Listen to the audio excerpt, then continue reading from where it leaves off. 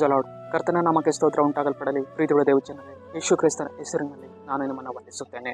ಕೀರ್ತನೆಗಳು 61ನೇ ಅಧ್ಯಾಯ 2ನೇ ವಚನದಲ್ಲಿ ವಾಕ್ಯ ಈ ರೀತಿಯಾಗಿ ಬರೆಯಲ್ಪಟ್ಟಿದೆ. ನಾನು ಎದೆಗುಂದಿದವನಾಗಿ ಭೂಮಿಯ ಕಡೆ ಭಾಗದಿಂದ ನಿನಗೆ ಮೊರೆ ಇಡುತ್ತೇನೆ.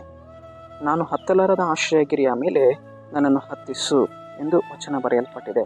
ಅಂದರೆ ಪ್ರೀತಿಯುಳ್ಳ ದೇವಜನರೇ, ಕರ್ತನು ನಾವು ಮಾಡುವಂತಹ ಪ್ರಾರ್ಥನೆಗಳನ್ನು ಆತನು ಏನು ಮಾಡುವವನಾಗಿದ್ದಾನೆ, ಕೇಳಿಸಿಕೊಳ್ಳುವವನಾಗಿದ್ದಾನೆ.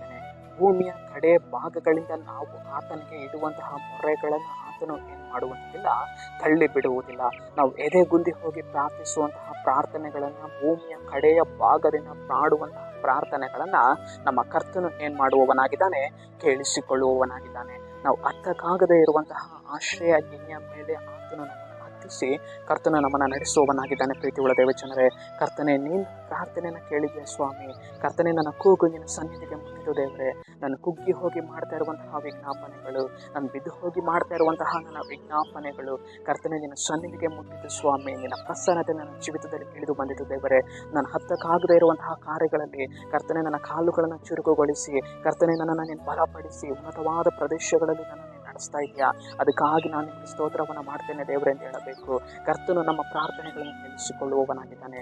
ಉನ್ನತವಾದ ಕಾರ್ಯಗಳಲ್ಲಿ ಕರ್ತನು, ಅಂದರೆ ಆಶ್ರಯ ಗಿರಿಯ ಮೇಲೆ ಕರ್ತನು ನಮ್ಮನ್ನು ಹತ್ತಿಸಿ ಆತನು ನಮ್ಮನ್ನು ನಡೆಸುವವನಾಗಿದ್ದಾನೆ. ನಾವು ಎದೆಗುಂದಿ ಹೋಗಿ ಮಾಡುವಂತಹ ಪ್ರಾರ್ಥನೆಗಳನ್ನು ಕರ್ತನು ಕೇಳಿಸಿಕೊಳ್ಳುವವನಾಗಿದ್ದಾನೆ. ಸರಿ, ನಾವು ಪ್ರಾರ್ಥಿಸಿಕೊಳ್ಳೋಣ. ಕರ್ತನಿಗೆ ಸ್ತೋತ್ರ. ಈ ಮುಂಚಾನೆ ವೇಳೆಯಲ್ಲಿ ಸ್ವಾಮಿ, ವಾಕ್ಯ ಭಾಗ ಸಂದೇಶವನ್ನು ನೋಡ್ತಾ ಇರುವ ಜನಗಳನ್ನು ಸಂಧಿಸು ದೇವರೇ.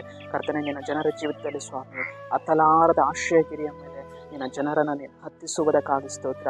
ಭೂಮಿಯ ಕಡೆಯ ಭಾಗದಿಂದ ಮಾಡುವ ವಿಜ್ಞಾಪನೆಗಳನ್ನು ಕೇಳಿಸಿಕೊಳ್ಳುವುದಕ್ಕಾಗಿ ಸ್ತೋತ್ರ. ನಜರೇತಿನ ಯೇಸುವಿನ ನಾಮದಲ್ಲಿ ತಂದೆಯಾದ ದೇವರೇ, ಆಮೆನ್.